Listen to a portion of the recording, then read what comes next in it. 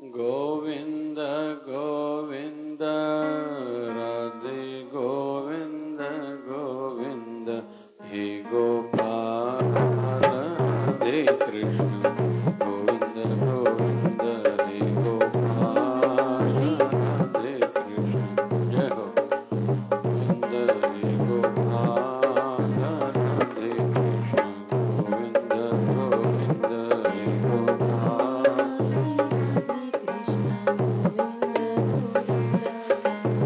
ओम नमो भगवते वासुदेवाय भगवते वासुदेवाय ओम नमो भगवते वासुदेवाय ओम नमो भगवते वासुदेवाय ओम नमो भगवते वासुदेवाय ओम नमो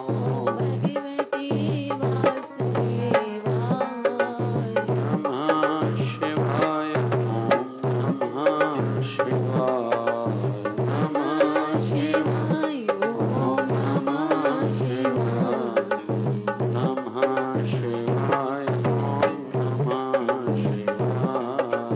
नमः शिवाय ओम नमः शिवाय नमः शिवाय ओम नमः शिवाय नमः शिवाय ओम नमः शिवाय ओम हरि ओम हरि ओम हरि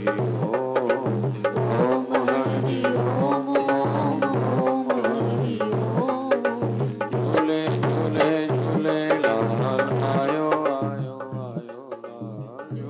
झूले झूले लाल आयो आयो आयो लाल झूले वतन वारो झूले लाल वतन वारो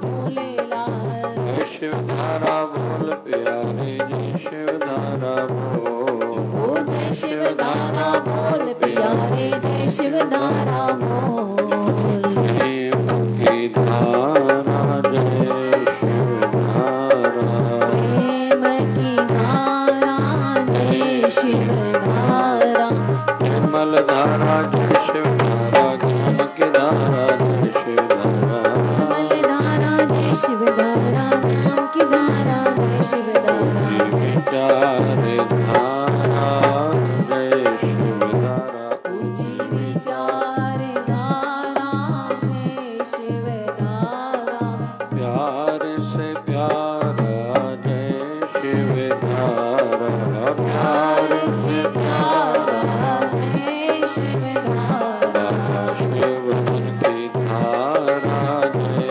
शिवधारा राधा शिवजन की धारा जय शिवधारा हे गोपाल हे गोपाल हे गोपाल हे गोपाल हे गोपाल हे गोपाल हे गोपाल हे गोपाल हे गोपाल हे गोपाल राधे कृष्ण गोविंद गोविंद हे गोपाल राधे कृष्ण गोविंद गोविंद बोलिए सत्य सनातन धर्म की जय बोलिए लक्ष्मी नारायण भगवान की जय शिव राम कृष्ण भगवान की जय आयो लाल सभी का झूलेलाल बोलिए सद्गुरु स्वामी शिव भजन जी भगवान की जय जय शिवधारा जय शिवधारा जय जय शिवधारा जय शिवधारा गुरु ज्ञान का प्रसाद जिसको भी मिलता है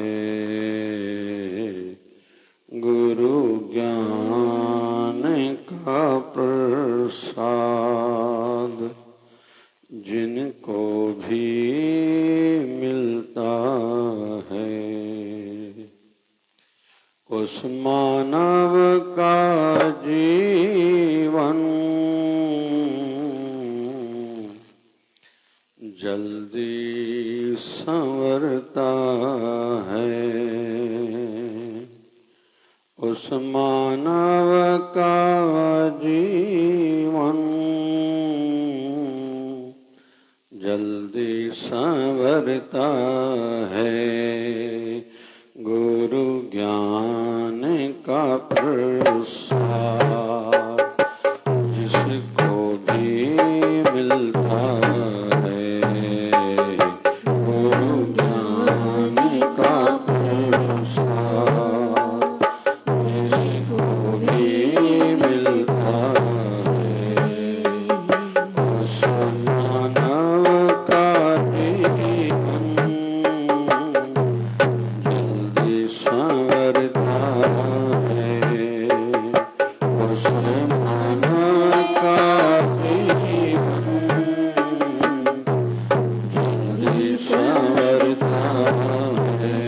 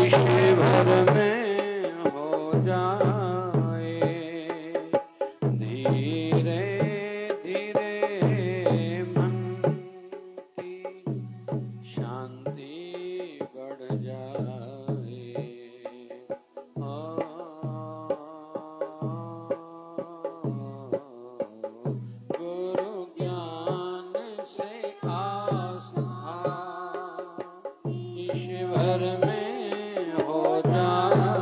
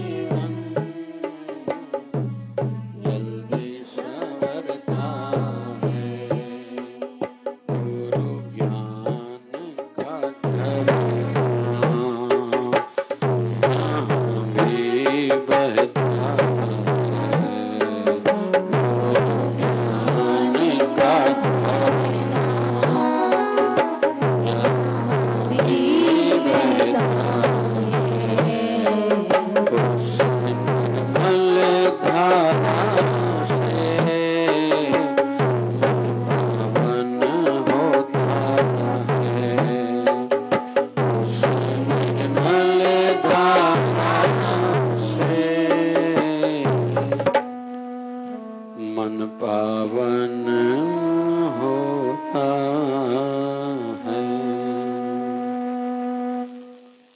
गुरु ज्ञान का प्रसाद जिसको भी मिलता है, उस मानव का जीवन जल्दी संवरता है। हम सब सदैव अपने जीवन को संवारना तो चाहते हैं, परिस्थितियों में बदलाव भी चाहते हैं। कहीं तो भी हमारे सोचने में, कुछ करने में, समझने में बस अंतर है। और गुरु शरणागति क्यों ली जाती है, शायद हमने अभी तक जाना ही नहीं, समझा ही नहीं। या तो अभाव के कारण या तो प्रभाव के कारण हम गुरु शरण तक पहुंच गए, गुरु धारण किया। अच्छा है, बहुत अच्छा है। कम से कम हम लोग आध्यात्मिक दृष्टि से सुहागिन तो बने हैं। लेकिन गुरु शरण का जो लाभ मिलना चाहिए था, हम लोग उतना कुछ प्राप्त नहीं कर पाए हैं।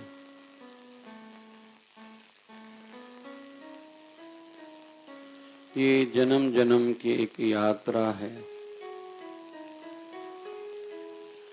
जिस भी दृष्टि से देखेंगे, हमारे सनातन धर्म की मान्यता है, हम कई जन्मों से भटकते हुए मनुष्य देह में आए हैं। चलो, जो हो गया सो हो गया। कम से कम आगे के लिए तो कुछ अच्छा सोचें, समझें और जल्दी से करने का प्रयास करें कि शेष जीवन जितना बचा है, हम ज्यादा से ज्यादा उस दिशा में कुछ आगे बढ़ पाएं।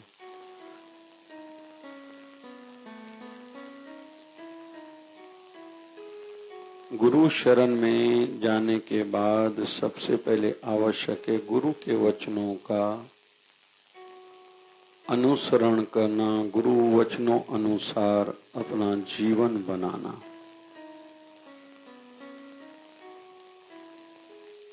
कितना भी अंधेरा हो घर में, हम बाहर से आए, घर को बाहर से ताला लगा हुआ था, हमने खोला, अंदर गए तो अंधेरा था। और अंधेरे के कारण बहुत सी संभावनाएं होती हैं। हम लोग अंदर में प्रवेश करें, अपना ही घर है, कहीं ठोकर खा के गिर न जाएं, कोई हड्डी न टूट जाए।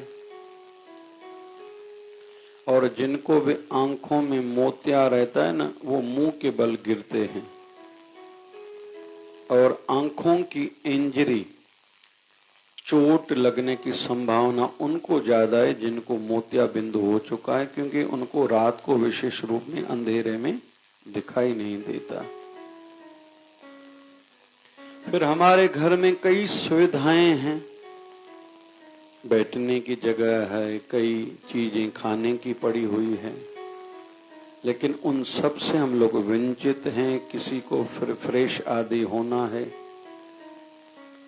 किसी को आराम करना है। इन सब सुविधाओं के होते हुए भी हम लोग इनसे वंचित हैं। कारण अंधेरा। तो हम न रोएंगे, न शिकायत करेंगे, न पुलिस के पास जाएंगे कि मेरे घर में अंधेरा है, न पड़ोसियों को चिल्लाएंगे, न अपनों को शिकायत करेंगे।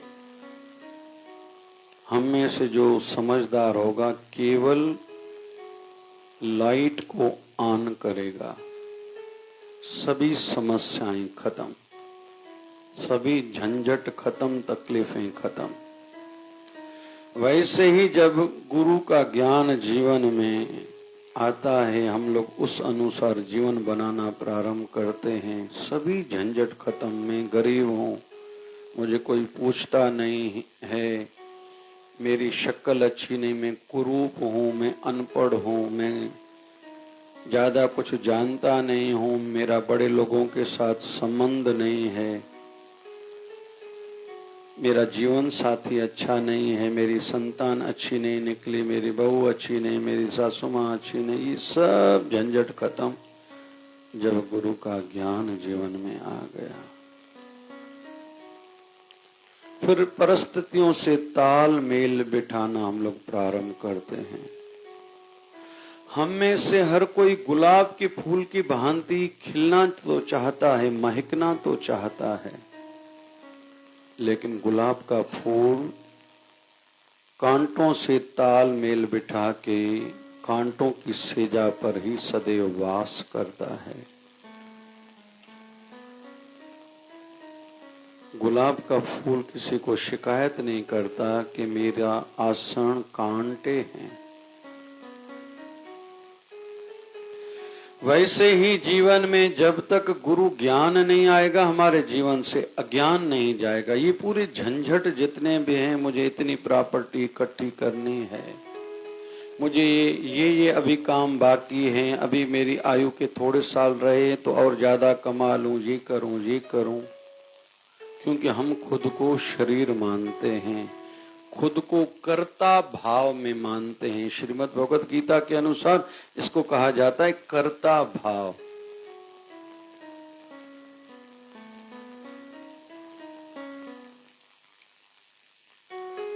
कर्ता भाव वाले जो हैं, उनको उनके पीछे ही झंझट है। एक टीचर था, एक कथा के माध्यम से हम लोग समझेंगे, और सभी हम जितने भी बड़ी आयु वाले बैठे हैं, जिनको भी ये लगता है कि घर को मैं ही चलाता हूं, मैं नहीं रहूंगा तो क्या होगा, उनके लिए बहुत बढ़िया एक सीख है। एक टीचर था, शिक्षक था, अच्छा था, अच्छी पढ़ाई कराता था, सभी उनकी इज्जत करते थे, गांव वाले तो उनका बहुत मान सम्मान करते थे।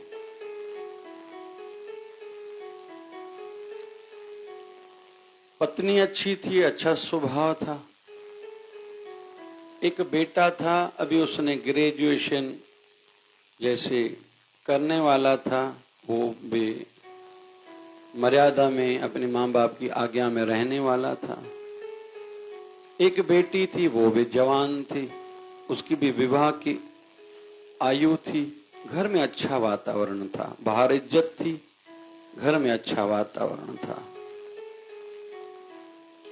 एक दिन अचानक उसके मन में आया कि मैं घर वालों को खिला रहा हूं, मेरे दम से मेरा घर चल रहा है।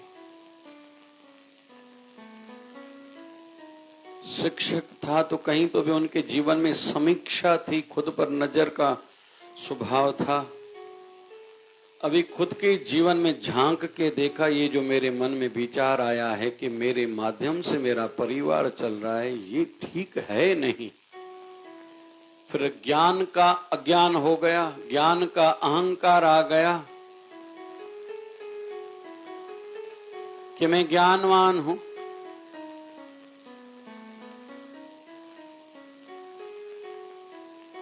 ज्ञान का अभिमान भी बहुतों को आता है और ज्ञान का अज्ञान भी रहता है। बहुत लोग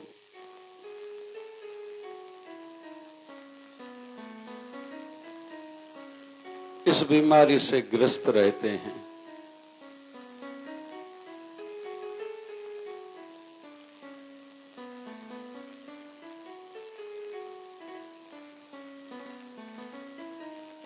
योगायुग उस गांव में एक साधु पुरुष आए।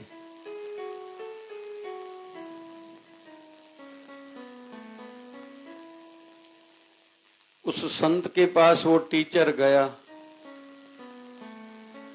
कहने लगा मैं टीचर हूं, शिक्षक हूं, बच्चों को पढ़ाता हूं, बच्चे मेरा मान सम्मान करते हैं, गांव में मेरी इज्जत बहुत है। परिवार का वातावरण भी बहुत अच्छा है। मैं संतुष्ट हूँ, जीवन साथी से संतुष्ट हूँ। लगभग आज की दुनिया में कोई जीवन साथी से संतुष्ट होता नहीं, लेकिन मैं सेटिस्फाई हूँ, संतुष्ट हूँ अपने जीवन साथी से। 2 बच्चे हैं, दोनों आज्ञाकारी हैं, अच्छे हैं।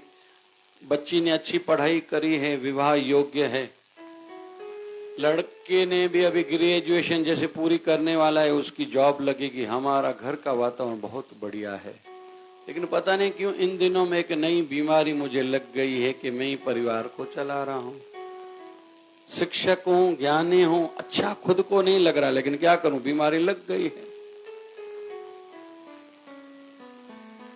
साधु पुरुष ने देखा ये टीचर है तो अच्छा, लेकिन इस बीमारी का उपचार इलाज तो मुझे ही करना है।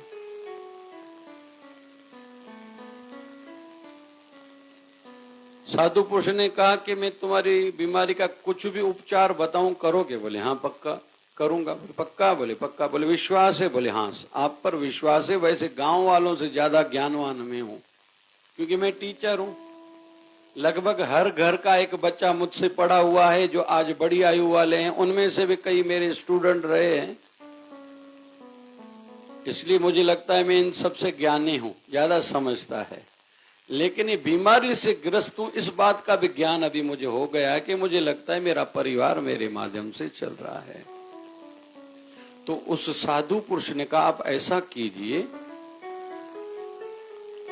2 साल के लिए आप महानगर चली जाइए, बड़े शहर में चले जाइए कमाने के लिए, लेकिन आप परिवार को बता के न जाइए। बोले फिर मेरे परिवार का पीछे क्या होगा? बोले मैं संभाल लूंगा, संत हैं, विश्वास है, संभाल लेंगे, बगैर परिवार को बताए। दादाजी वो टीचर चले गए महानगर में, वहां जाके जॉब किया, अच्छी जॉब मिल गई। टीचर तो अच्छा था, जानकार था, अच्छी खासी कमाई हो रही थी।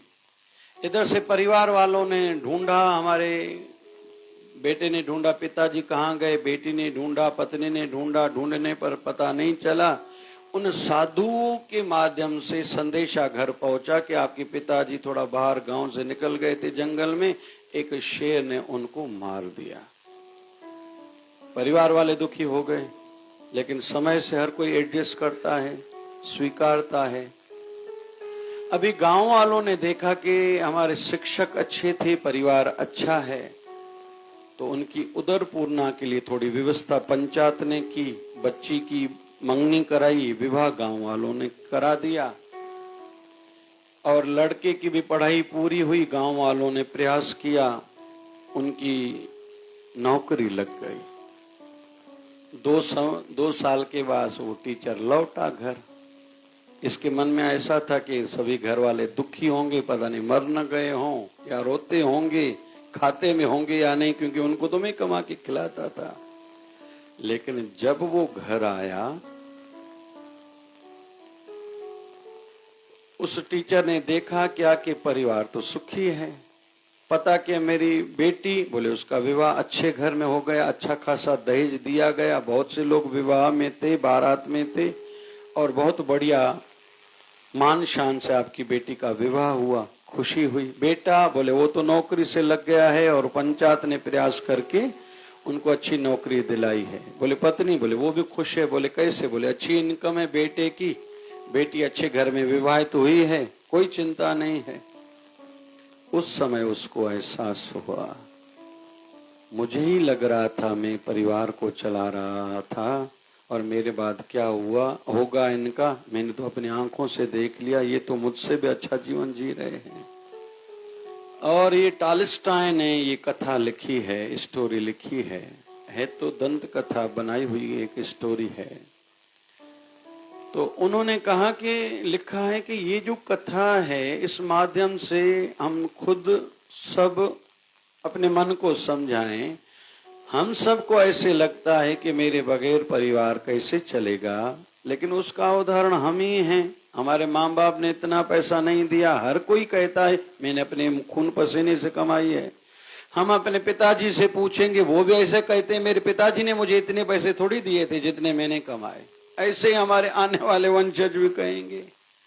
हम माध्यम जरूर हैं, फर्ज निभाने हैं, लेकिन उसी बात को लेके सदैव चिंतित रहना और केवल वही करते रहना, ये नादानी है। यह ज्ञान गुरु की शरण में आने के बाद मिलता है।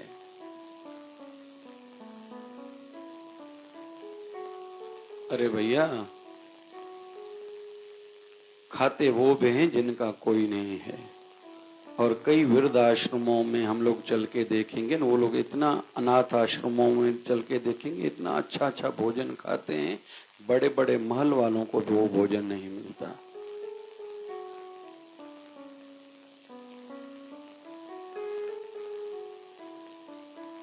राजकोट में जब मैंने एक रात को सत्संग पूरा हुआ, भोजन खा के मैं बाहर टहल रहा था, कई साल पहले, ये 2014 की बात होनी चाहिए या 15 की होनी चाहिए।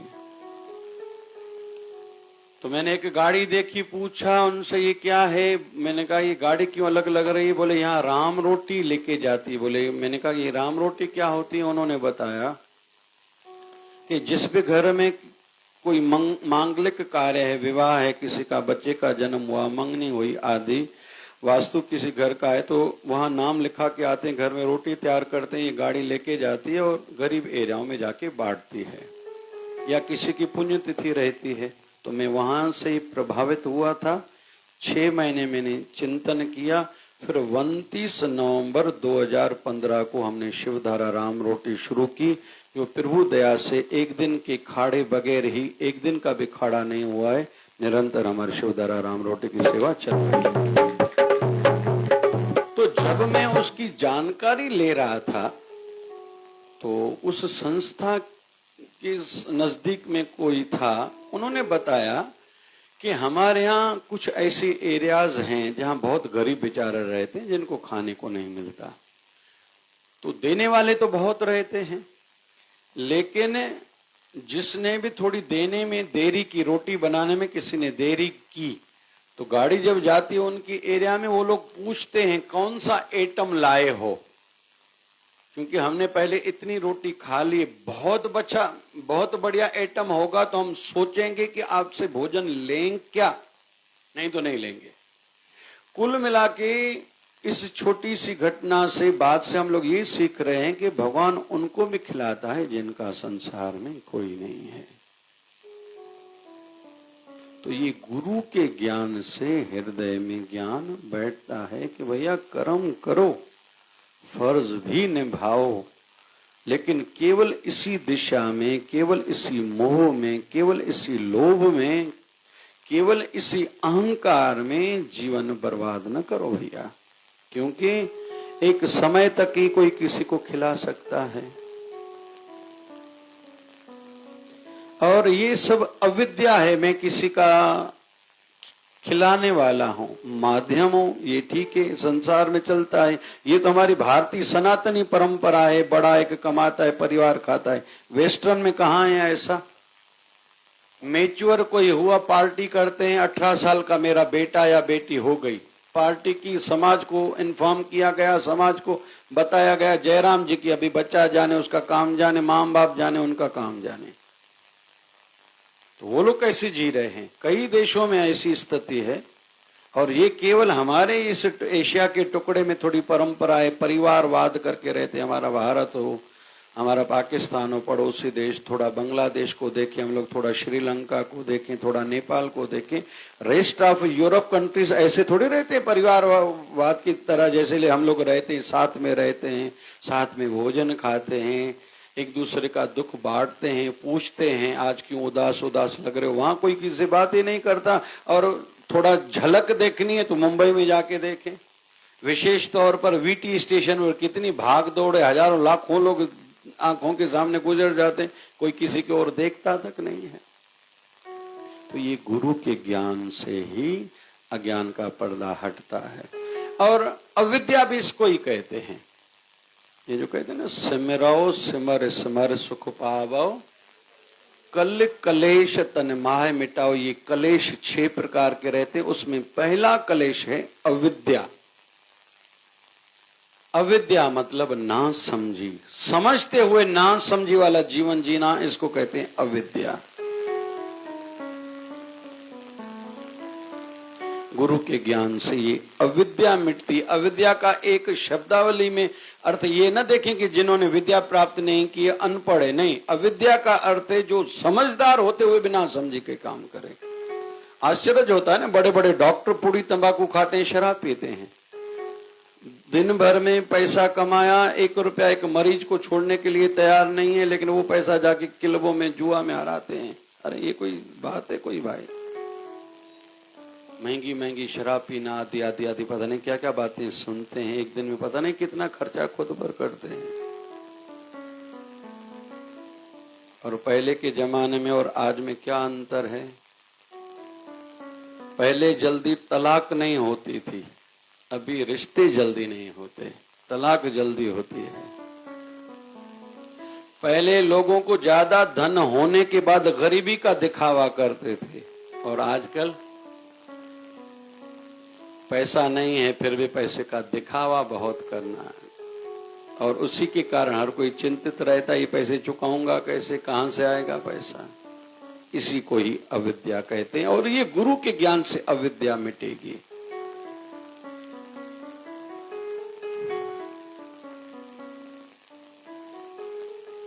एक सत्संगी था, राजा का वजीर भी था। राजा ने पूछा ये अविद्या क्या है? तो उसने कहा मुझे कुछ दिन चाहिए, मैं बताऊंगा अविद्या किसको कहते हैं। ये मोची के पास गया, मोची को कहा बहुत बढ़िया जुत्ती बना के दो। मोची ने जुत्ती बना के दी, बोले उसमें हीरे भी लगाओ, एक सबसे अलग दिखनी चाहिए जुत्ती, वैसी जुत्ती बनाओ, पैसे मैं दूंगा। उसने बनाई, उसको कहा कि मैं राजा का आदमी हूं, पता है? बोले हाँ। बोले किसी को बताना नहीं, बताया तो राजा को कहे कि तुम्हें फांसी पर चढ़ाएंगे, किसी को बताना नहीं। बोले नहीं बताऊंगा। अभी जुत्ती तैयार हो गई, वहां से लेके चला। एक जुत्ती किसी धर्मशाला में एक मंदिर था, मंदिर के बाहर रख ली, और दूसरी जुत्ती एक दूसरे वजीर के घर में जाके रखी। वो इसके नजदीक वाला था, और रात को रखाई गई। सवेरे ही जो लोग मंदिर की और उस धर्मशाला में जा रहे थे तो देखा एक अलग प्रकार की जुत्ती है।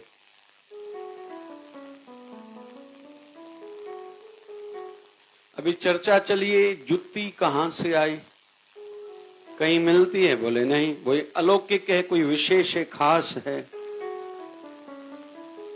अभी चिंतन शुरू हुआ, ये जुत्ती आई कहां से होगी? बोले लगता है भगवान श्याम सुंदर आए होंगे, कृष्ण आए होंगे, जिनका मंदिर है वो पहन के आए होंगे, क्योंकि ये सामान्य जूती तो नहीं है जिसमें हीरे लगे हुए हों। अभी चर्चाएं चलने लगी, बहुत समाज में ये बातें फैल गई कि भाई भगवान कृष्ण शायद आए होंगे, ऐसी जुत्ती। सभी ने कहा चलो हम इसका दर्शन करते हैं। फिर पूजा स्थान पर कहीं तो भी रखा गया, हर कोई फूल चढ़ाए भाई। फिर मन्नत मांगने लोगों ने शुरू कर दी।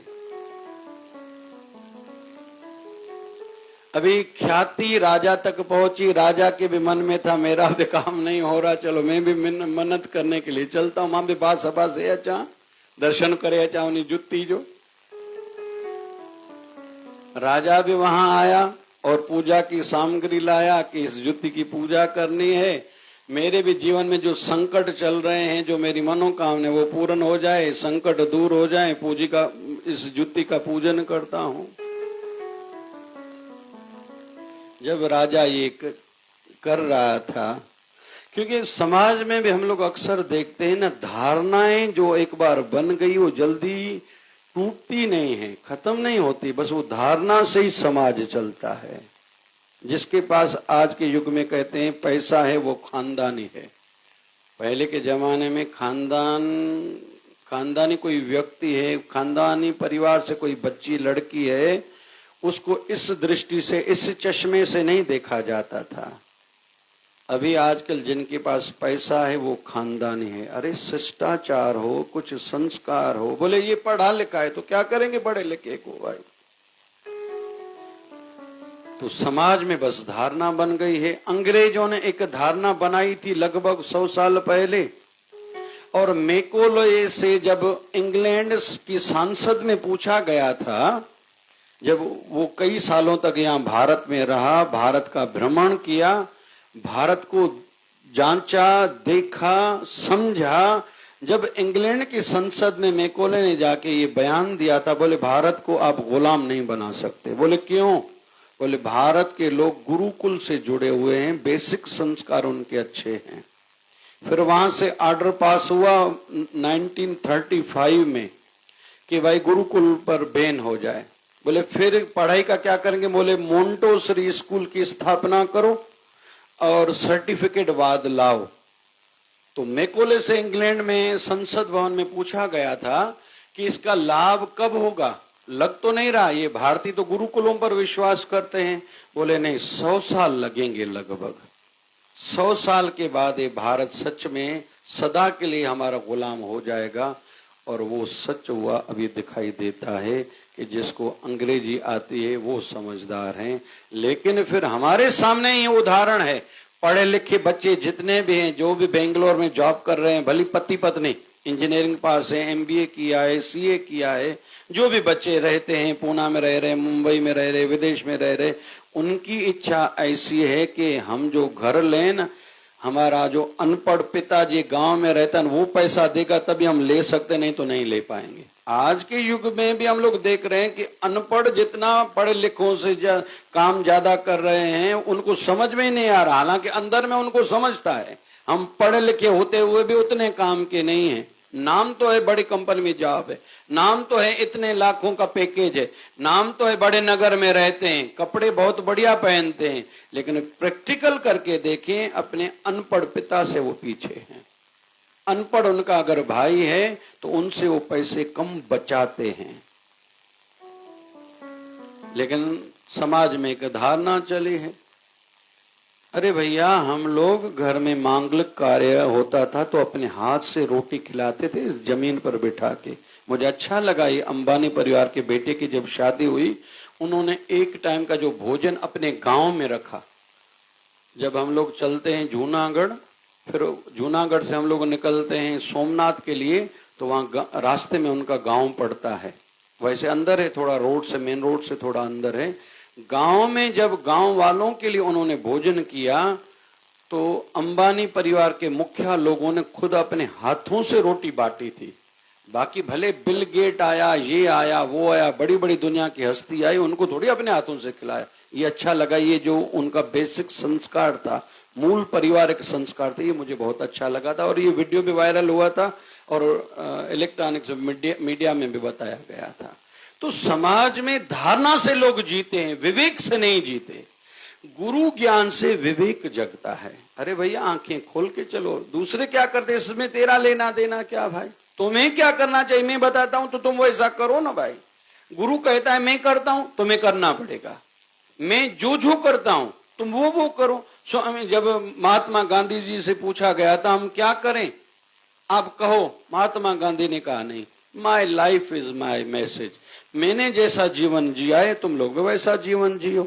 महात्मा गांधी के जीवन में प्राकृतिक चिकित्सा को, नेचुरोपैथी को बहुत प्रधानता थी। उपचार, इलाज और आहार नेचुरोपैथी के आधार पर हो। अच्छा जीवन जिए थे। फिर महात्मा गांधी की दूसरी धारणा थी खुद पर खर्चा नहीं करो, आप भी वैसा करो। महात्मा गांधी की धारणा थी नमक तक अगर गरीबों को नहीं मिल रहा इसको बड़ा इशू मानो, इसको बड़ा विषय मानो, उसके लिए प्रयास करो, तत्पर रहो। ऐसा किया। फिर धर्मपत्नी की स्वास्थ्य अच्छी नहीं है। हमारे वर्धा में जब आके रहे थे, 10 साल रहे थे महात्मा गांधी, धर्मपत्नी की स्वास्थ्य अच्छी नहीं है। आजादी का आंदोलन बढ़ गया है, चरम सीमा पर है। अभी क्या किया जाए? और यहाँ तक कि सभी लोग मिलने के लिए वहां आते थे। तो महात्मा गांधी की पत्नी की, वो अपनी पत्नी की सेवा अपने हाथों से करते थे, स्नान कराना, शरीर को धोना, आदि आदि आदि। तो आज तक हम लोग उस कमरे में चल के देखेंगे पर्दा लगा हुआ है। महात्मा गांधी से कोई मिलने आता था, सबको किसी को कहते थे कहो भैया। बोले कैसे कहें? क्योंकि लग रहा है आप अपनी पत्नी की शरीर की सेवा में हो। बोले मैं सेवा कर रहा हूं हाथों से, सुनूंगा कानों से, सोचूंगा दिमाग से, आपको मुझे जो कहना है कहूंगा जुबान से। आप अपना काम करो, मुझे अपना भी काम करने दो। मैं राष्ट्र की सेवा भी करना चाहता हूं, लेकिन परिवार के फर्ज भी निभाना चाहता हूं। और ऐसा होता रहा, 10 सालों तक होता रहा। विदेश से लोग आते थे, वहां ठहराते थे महात्मा गांधी, लेकिन वहां का जो वातावरण था, एटमॉस्फेयर रहने का था, सब प्राकृतिक था। कोई बंगले नहीं बनाए हुए। हॉटलाइन, जबकि अभी तक वो फोन पड़ी हुई है, उस समय हॉटलाइन दिल्ली की थी। बड़ी बड़ी बातों में, बड़े बड़े विषयों में भी महात्मा गांधी जी थे, लेकिन बेसिक जो मूल अपना आचरण था, एक केवल लंगोट पहना, एक लकड़ी हाथ में, जूता, प्राकृतिक तौर पर अपनी चिकित्सा करना, वैसा आहार खाना और समय का बहुत सदुपयोग करना। कितनी चिट्ठियां लिखते थे महात्मा गांधी, मतलब कितना नहीं समय देते थे।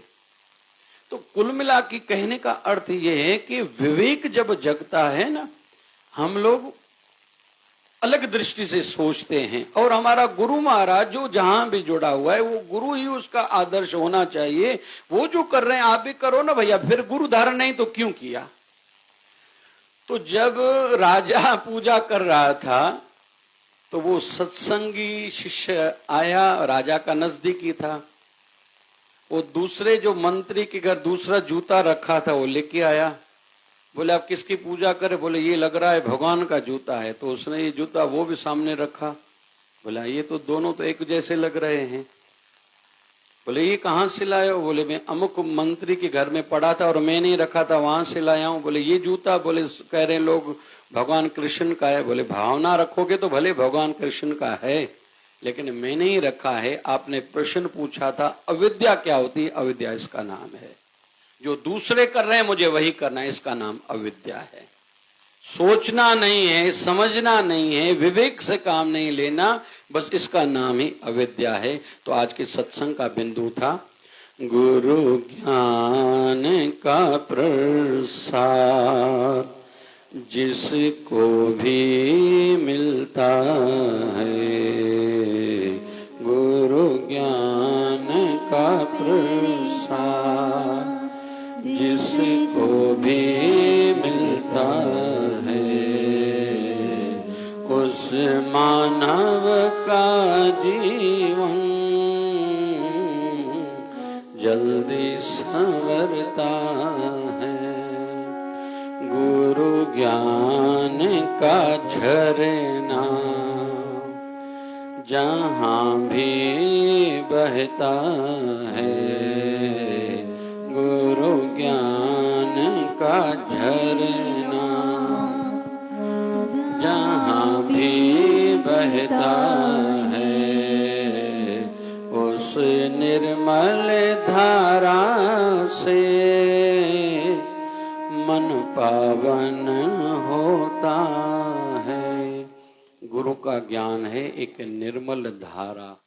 जैसे गंगा मैया में स्नान करने से तन और मन दोनों निर्मल होते हैं, लेकिन किनके? जिनकी भावना होगी। हमारा तो शायद एक यूपी का जहां तक मुझे स्मृति है, प्रयाग का ऐसा मंत्री था जो कहता था मुझे पीना भी है तो गंगा जल पीना है। बाद में शायद दूसरे प्रदेश में उनको भेजा गया था सरकार के हिसाब से, जैसे भी व्यवस्था होगी, तो ट्रेन में गंगा जल बुलाता था, मुझे पीना है तो केवल गंगा जल ही पीना है। वैसे ही हरि के भक्त अपने मूल सिद्धांतों को, जो गुरु की आज्ञाएं हैं, उनको पालन किए बगैर एक क्षण भी जीवन नहीं जी पाते। मुझे गुरु आज्ञाओं के अनुसार ही चलना है, क्योंकि संसार का जो ज्ञान है, संसार के जो सलाहकार हैं, पता नहीं कहाँ किस गड्ढे में गिरा देंगे। क्योंकि माँ केकई भी एक मंत्रा गलत एडवाइजर की बातों में आ गई थी, तो पूरा रामायण रच गया था। एक दुर्योधन ने अपने मामा शकुनी के कहने में जो जो किया तो महाभारत रची गई थी। महाभारत की युद्ध हुई, जिसका भुगतान आज तक कहीं तो ऐसा भी विद्वान लोग मानते हैं कि जिसका भुगतान आज तक हम लोग भोग रहे हैं। भली सबको समझता नहीं होगा, लेकिन उसका आज भी भुगतान हम लोग कर रहे हैं। तो गलत एडवाइजर हो, कोई गलत ज्ञान दे। आजकल जो वेस्टर्न की पढ़ाई, आईटी में क्या हो रहा है, विदेश की पढ़ाई हो रही है। रह रहे हैं भारत में, पढ़ाई हो रही है विदेश की। पता नहीं हम लोग कहाँ कहाँ अज्ञानवश पता नहीं क्या क्या कर रहे हैं। जो ये आजकल बच्चे नाश्ते कर रहे हैं, नाश्ते, ये सॉस जितनी भी हैं सब किसी न किसी पशु की चर्बी से बनी हुई है। ये सॉस जितनी भी बनी हुई है, हमारी संस्कृति ये नहीं थी। हम लोग पूतने की चटनी खाते थे भाई, हरी धनिया की खाते थे। पता नहीं हम लोग कहाँ के कहाँ पहुंच गए हैं। तो बाबा शिव भजन जी भगवान कृपा करें, हम सबका जीवन ज्ञानमय हो और गुरु ने जो ज्ञान दिया है उससे टस मस न हो। एक अंतिम में बात कहूंगा, मेरा पंडित श्री राम शर्मा हरिद्वार शांति कुंज में ज्यादा जाना रहता, मेरा झुकाव मन का वहीं रहता है। जब जब भी संभव होता है मैं वहां जाता हूं। आज एक वहां भगत रहता है जो समर्पित है, गृहस्थी होते हुए भी तपस्वियों भांति उनका जीवन है। 1.5 साल पहले मैंने उत्सव में उनको बुलाया था, अभी सितंबर के लिए भी निवेदन करूंगा, संभव हुआ तो अच्छी मुहूर्त है, आएंगे। मैंने उनको देखा है, अभी आयु उनकी लगभग 55 साल होगी मेरे हिसाब से, या 60 साल से तो कम ही होगी। समर्पित है अपने गुरुदेव को, पति पत्नी एक ही काम करते हैं, सेवा। व्यवस्था वहां कैसे, मास्टर डिग्री प्राप्त किया हुआ है, वहां प्रोफेसर है, पढ़ाता भी है, लेकिन वहां एक इतना कुछ वेतन मिलता है बस जैसे रोटी खा सके आदमी, बस कपड़े भी वो साल में 2-3 ड्रेस देते हैं, बस ऐसे में वो लोग जीवन तपस्वियों की भांति आज भी बिता रहे हैं। जबकि हरिद्वार में जाने वाले लोग पता नहीं एक दिन में कितना खर्चा करते हैं। हम लोगों में से जो जितने भी लोग हरिद्वार में जाते हैं, हम एक दिन में जितना खर्चा करते हैं वो 1 महीने का उतने खर्चे में काम चलाते हैं। इतना तपस्वियों का भांति उनका जीवन है। उनमें मैंने एक अच्छी बात देखी है, जिस भी विषय को, जिस भी ज्ञान के बिंदु को, पॉइंट को आप सामने रखो, उस पर मेरे गुरुदेव का व्यू क्या है, क्या कहना है, एकदम बोल देता है। जबकि पंडित श्री राम शर्मा को शरीर त्यागे इतने साल हो गए, मुझे नहीं लगता शायद उन्होंने दर्शन भी किया होगा अपने गुरुदेव का। उनका बोलना ऐसा, मेरा गुरुदेव पंडित श्री राम शर्मा जी हैं, उन्होंने, मुझे ऐसा लगता है शायद दर्शन भी नहीं किया होगा।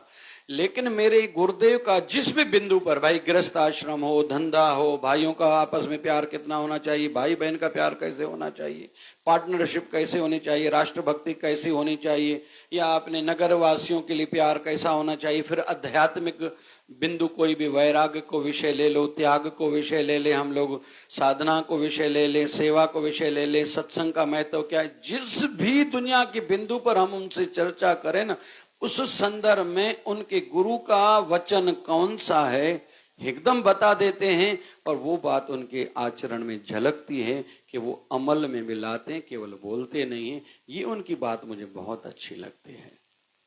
और यही बात मुझे बीके में भी दिखाई दी, ब्रह्म कुमारी में भी दिखाई दी, कि मैं 2-3 बार गया हूं।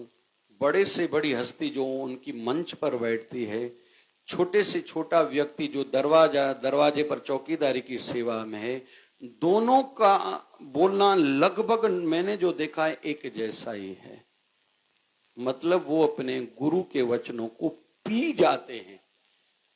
किसी से भी एक ही प्रश्न पूछो, सब कोई वही उत्तर देगा। वहां की ये बात मुझे बहुत अच्छी लगी। तो हम भी जितने बैठे ना, गुरु ज्ञान को पीना है, आचरण में लाना है। ये जानकारी का विषय नहीं है कि मुझे जानकारी हासिल करनी, आध्यात्मिकता जानकारी का विषय नहीं है, अनुसरण का, अमल करने का, आचरण में लाने का विषय है। बाबा शिव भजन भगवान हम पे कृपा करें, हमारा जीवन भी इस प्रकार का कुछ होता जाए। बोल बाबा शिव भजन भगवान की। बाबा शिव भजन है मेरा भगवन, बाबा शिव भजन है मेरा भगवन, करनो में है मेरा नमन, बाबा शिव भजन, बाबा शिव भजन, श्रद्धा है मेरी आस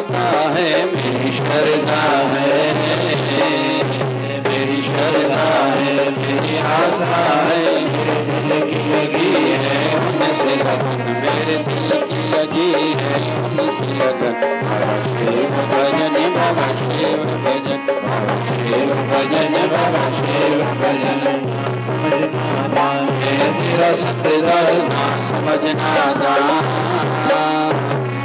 समझना दान है तेरा सतदास ऐसी कृपा करो करो सेवा सिमरन ऐसी कृपा करो करो सेवा सिमरन बाबा शिव भजन बाबा शिव भजन बाबा शिव भजन बाबा शिव भजन पूरे कर्मों से मुझको बताया पूरे कामों से पूरे कर्मों से मुझको बताया मिठाई सारी उलझन मन की मिठाई सारी उलझन बाबा शिव भजन बाबा शिव भजन बाबा शिव भजन बाबा शिव भजन आया आया तुझे लाल जी आया आया तुझे लाल जी आएगा लड़ जो आसरो झूले झूले झूले झूले झूले लाल आयो आयो आयो आयो आयो